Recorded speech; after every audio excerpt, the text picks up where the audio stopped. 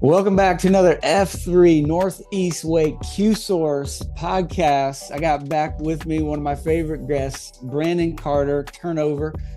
Thanks for coming back on the podcast. I love being a guest, Manipit. Thank you. Well, I love having you as a guest. And Pax, if you haven't figured it out by now, Turnover is one of my favorite people. When he speaks, I take notes. He's a mentor to me, whether he knows it or not. And so, any chance I can get him on this podcast to share his wisdom, I take advantage of it. And so, Turnover, I'm just grateful that you're willing to be open to the times that I call. Absolutely, man. When you reached out, at first I was like targeting, like, I wonder why I came to mind with Money Pit on this one. So I had to ponder on it before committing to being Mm-hmm. involved in it. But I'm glad to help. Glad to be here. Yeah, well, Pax, this man lives this targeting, and so briefly, we're gonna get to it eventually. But targeting is the concept that you're targeting other men, and you're helping other men find their own missionality. What the book would call their D2X, their dolphin and their daffodil, their gift, and the people that they want to help, as well as finding a rhythm in their life where they're effective. And Turnover lives this out. He has been someone for me that has helped me find my D2X, find rhythm in my life. And so I just thought he's the perfect person because he can shed light, hopefully, on something that he does so naturally to help some of us that maybe don't see ways that we could bring that into our leadership to be able to impact more men. But before we go there, this is the end of quadrant two, right? So we've been talking about living right, and Dred's had the acronym impact and turnover. I'd love to just get your thoughts on these letters.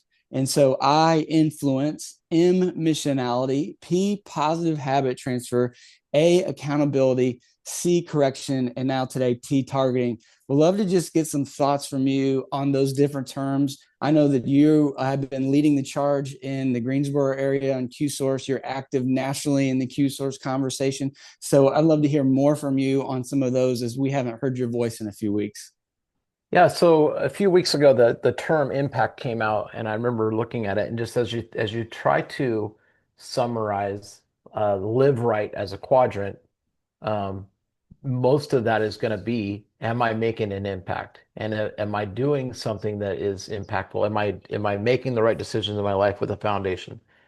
Am I seeing what growth opportunity is there with other people? And am I making the step to do that in order to get more people to grow alignment within their purpose? And so I think it was really good when I saw that. And while you and I were just talking about correction and targeting, maybe the terms of these sections were a little bit out there just to spell impact. The underlying information in the chapter is relevant. And I love Mm-hmm. how Q Source is set up. It's been brilliant. Every chapter, every quadrant, they build on each other, and I Yeah. can find relevance in how it's building. So I really do believe impact is a good way to summarize live right because we just exist.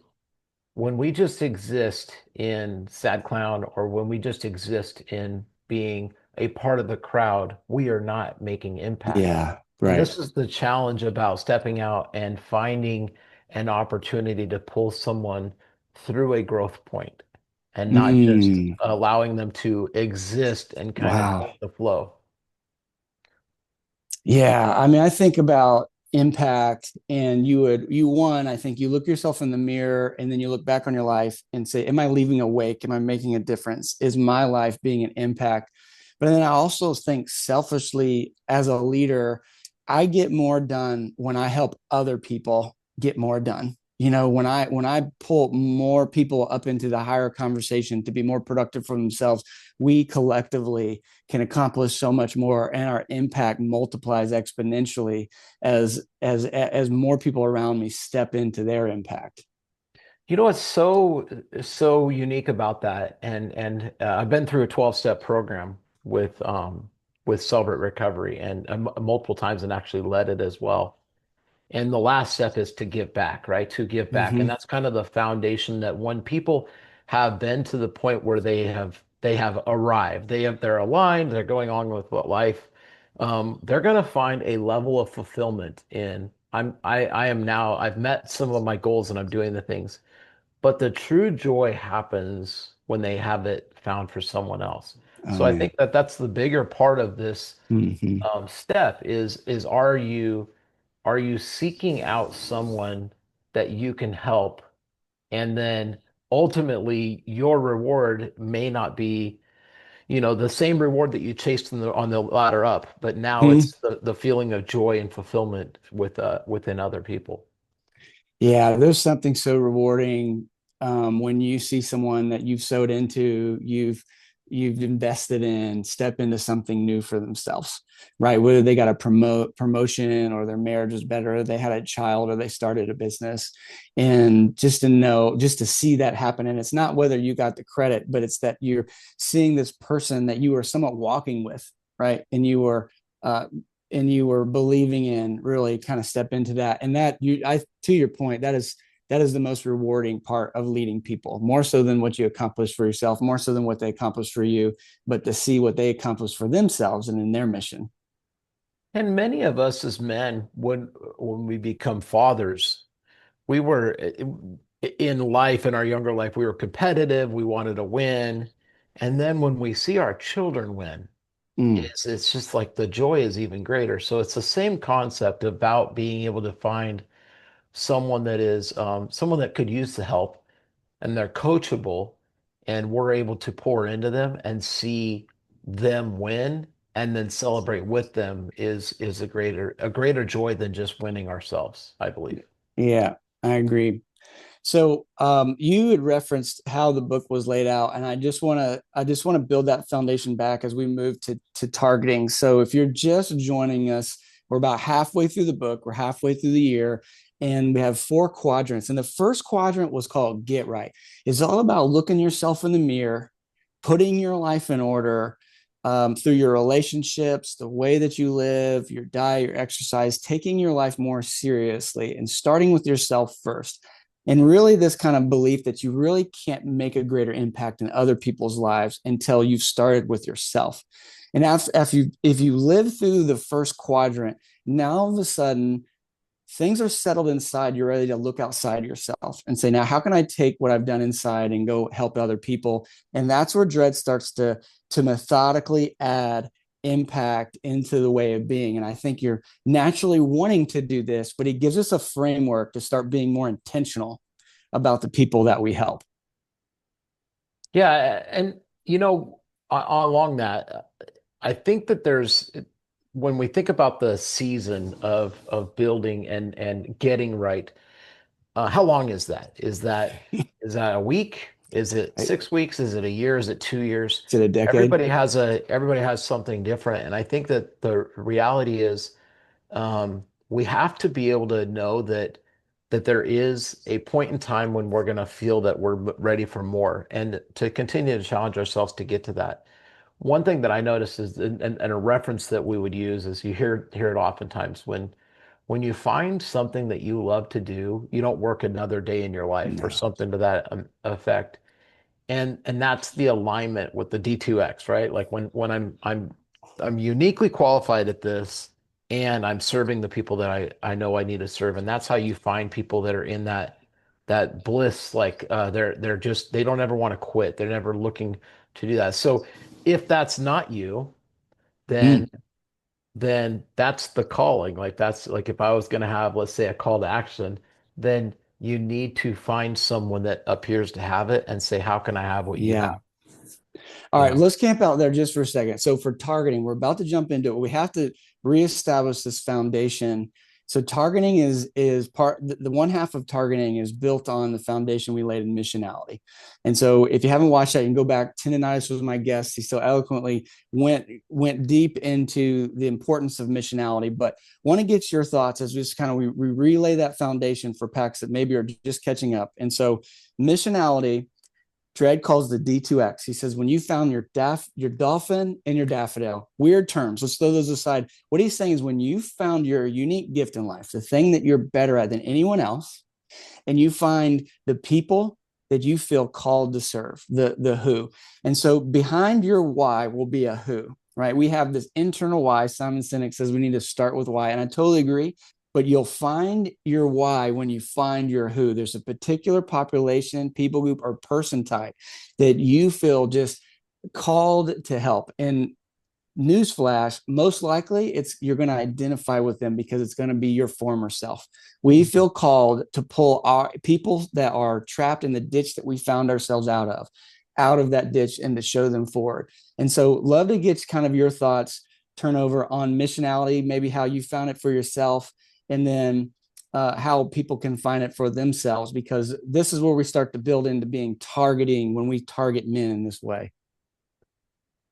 Yeah, so putting some thought into that. I think it was an exercise that was encouraged by a mentor of mine that said, I want you to create your perfect day. And Mm, what does your perfect day look like? And so mm, we might recall like what time we wake up and what we do in that day and who we're with and what's the weather like and what are we seeing in the environment around us. And what was challenging for us was it was getting us out of just that day to day going through the grind. yeah. And in doing so, you really think about, well, what is perfect? What would I really want my day to look like? And what was happening was it's creating clarity around a vision. Like, what Mm, do I want that to be like? So, starting at a point in time, whether it's 5 years or 10 years down the road, I'm going to have my best day ever. What is that day going to be like? And I'm going to look at how I can repeat that. So, when I did that, I found what things that where I wanted that life to be, what I wanted it to do, and how I could serve people in doing that. So I was surrounding myself by people that were like-minded and growth-minded. And I was looking for people that were, and I was looking for something that gave me time freedom. So I didn't feel pressured on having to get things done by certain times. There was things that I wrote out. And in doing so, I identified then that impact zone between the dolphin and the daffodil. Like who did I want to be around and who was I surrounding myself with?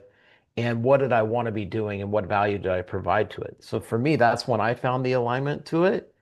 And it didn't take a 10-year picture to start to see those things come mm, into perspective. You know, like when we think about vision, mm-hmm. and I say vision is the ability to see, let's say. Yeah. Okay. Yeah.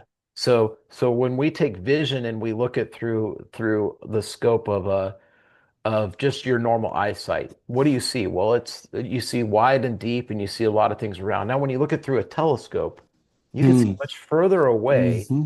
So our vision can require focus on what we need to have focus on. So if we're looking at something that's right in front of us or we're looking at something that's thousands and thousands of miles away, it's our ability to focus on that vision that gives us true alignment to where the goal is. And I love how you brought this in. When we think about vision, we often we're thinking 10, 20 years out. We're thinking the effect of us accomplishing our goals. What does that ultimately look like? But we also realize that what got us there is the using of our gift and the helping people. And you start to realize, like, wait, I actually, even before I've accomplished the goals, I still can live that today, Mhm. because it's not so much of this place that I'm trying to get to where all the work is done. Really, the fulfillment is finding the days where you never work a day in your life.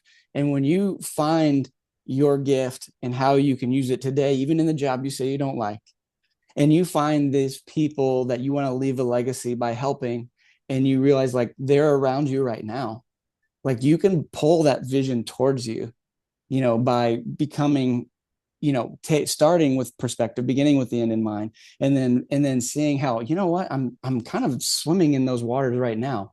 I'm already living around that calling today, and the more I live in that calling today, it will get me to that vision that I see in the future.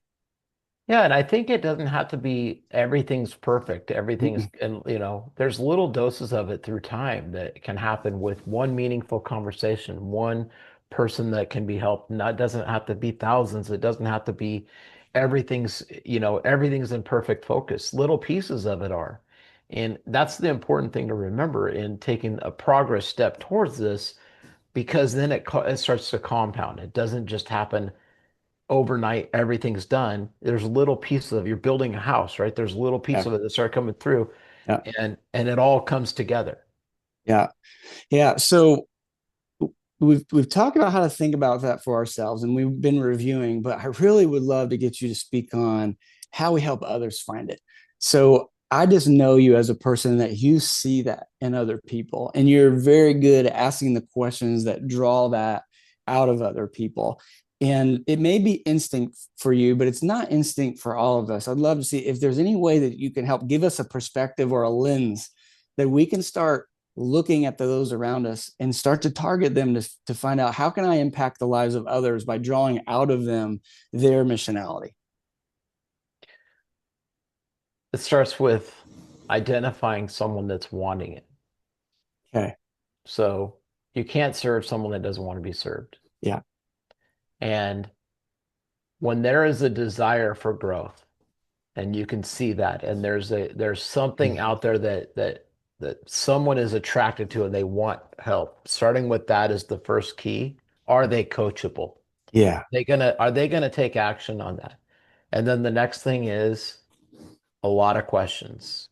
Yeah. Many people think of, because I do coaching, and when I Mm-hmm. ask people about their coaching, they're like, well, I'm teaching these people on how to do that. And I said, was that coaching or consulting? Because when I'm pushing and teaching and pushing information to someone, I feel that that's top down. It's you're gonna give them information, and it's their job to learn it. Yeah. When we draw them to the resource that they need, when we ask the questions that draws it out of them, and we create a desire and we remove obstacles and we provide clarity, it allows them to find it, and ultimately they're going to have a greater reward for that. So I think the big thing is finding the coachability and desire in someone, Mm-hmm. and then asking questions. And I typically try to use the, if you hear the Pareto principle with 80/20, but Mm-hmm. I do about 80%. I do about 20% of the talking, and Mm-hmm. I seek them to do about 80% so that I can draw them out in their responses, and then from there listen intently and guide them on the questions that I ask. Mm. A couple things I heard in your response. First, I heard the person's likely not going to know it all, and they're likely not going to know it already. But that's not what you need. What you need is just an open heart and a desire for more. Right. If you have that, you have something to work with. Right. Mhm. Yeah, And then and then and then secondly, what I heard was you can tell someone all day long, but until they discover it for themselves, it's likely not going to make the impact. Like they say, you can draw a horse to water, but you can't make them drink. And so telling people is taking them to water, but the questions is what gets them to drink. exactly. And I think that if you think about it in terms of, let's say, physical fitness or something else, if I went up to someone that was in really poor health and poor shape and I said, you need to work out and I want you to work out, and here's how you're going to work out, and here's where you're going to go to work out, and all those things, they're not going to be a good result. But when I create a desire that shows that I want to be in better shape, and I want to be that, and I'm asking them questions about, well, what is it about it? And I give them, it's like I'm pulling them to the water and I'm teaching them that how good it's going to taste and what it's going to quench, and then you allow them to drink. Same thing with our kids. If we're thinking about coaching, we're trying to tell them what to do instead of them Mm-hmm. saying, I need help with this, and we're providing them how they can find it for themselves. It's going to get a greater response. Mm. Love it. So in this chapter, then Dredd says, targeting is being able to see that in other people, help them find it for themselves, but then help them find this rhythm of life that comes on the other side of that. Like when you find your missionality, and if you're going to be most effective, you find a rhythm in your missionality. There's a rhythm to your life where you're not burning out, and you're able to be the most effective. With the concentrica, starting from yourself to your nearest family, working your way out, like really finding that rhythm. Love to hear your thoughts on finding rhythm in life, especially when you're a purpose-driven person. I know you as a person on mission.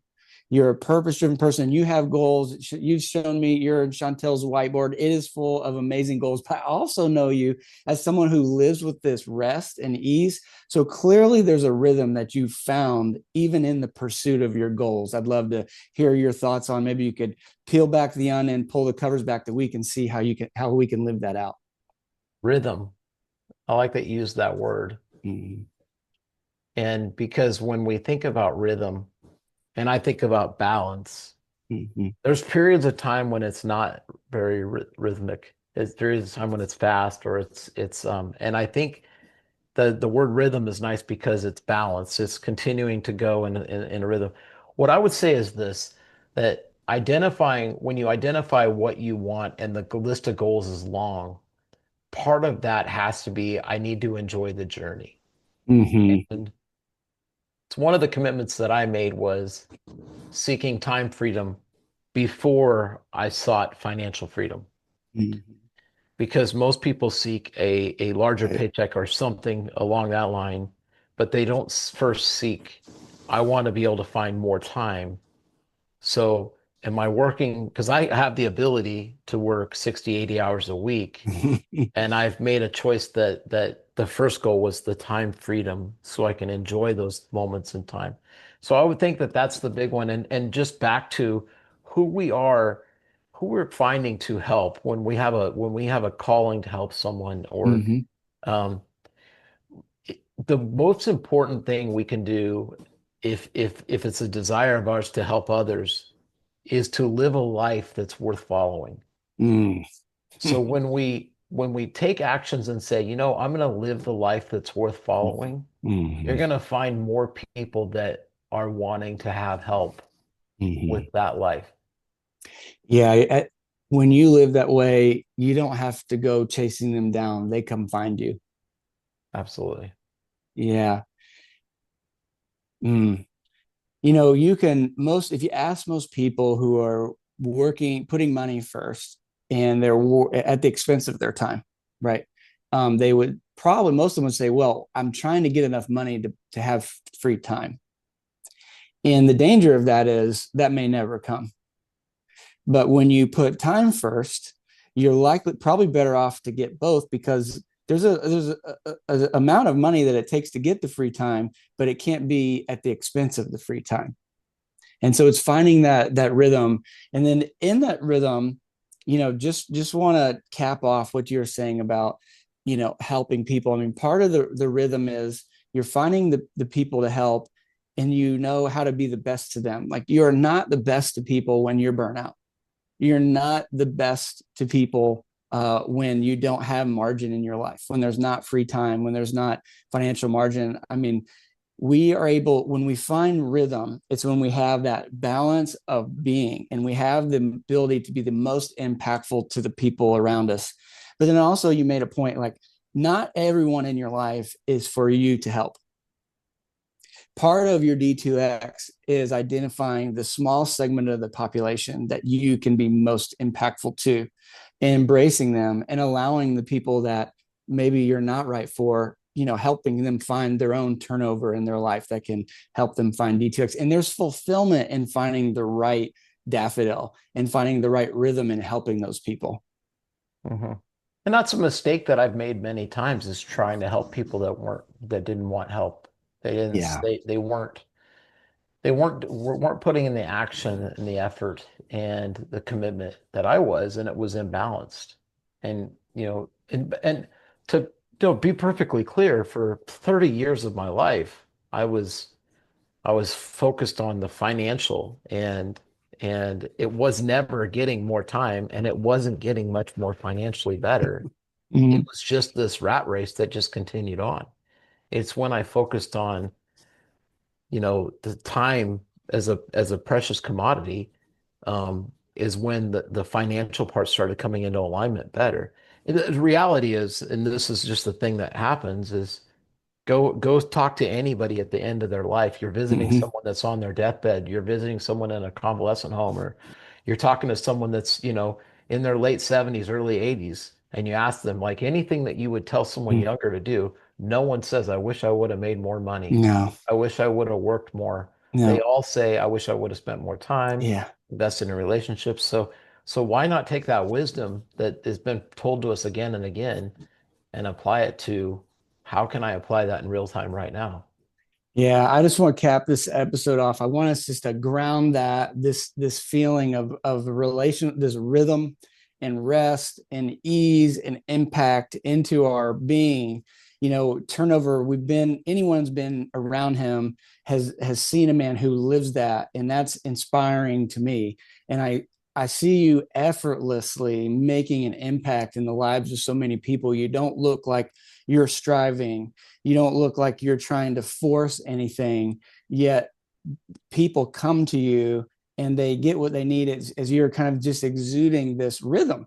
And it's a rhythm that you found in your missionality. And then that allows you to be able to help other people and be a targeted leader. And so, Pax, you have the ability to be the same. It's not that you need to become Turnover, you need to become Money Pit.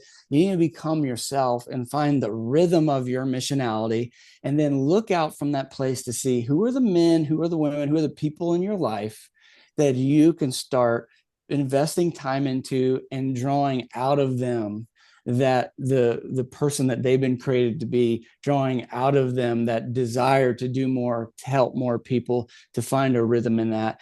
And when you start to do that, you'll start to see some impact in your life. Any final thoughts, Turnover, as we Yeah, close this episode? I have mentors. There's always people that are ahead of me, and there's people that are behind me. And no matter where you are, there's someone that is ahead of you that you can learn from, and someone that is not in your position yet that you have the ability to mentor. And mentorship through your own actions is the starting point. If I'm modeling a behavior that is desirable to be followed by someone else, you'll find someone that is saying, "Hey, can you give me a hand? Can you help me with something?" And it'll show up. And then that's when your impact really shows, is when you've been able to make a difference in your own life and someone else's. Yeah. That's awesome. Well, that's the end of quadrant 2. I'm so glad, Turnover, that you joined me to cap that off. I'm excited now. We start to get into some real meat and some deep leadership, organizational leadership in the rest of the book. So if you're just joining us, it's not too late. Take the time to build the foundation of the first 2 quadrants, and we'll be excited to follow this journey through the next 2 quadrants as we lead right and we leave right. Turnover, thanks for your time today. Absolutely, man. Take care. Yeah.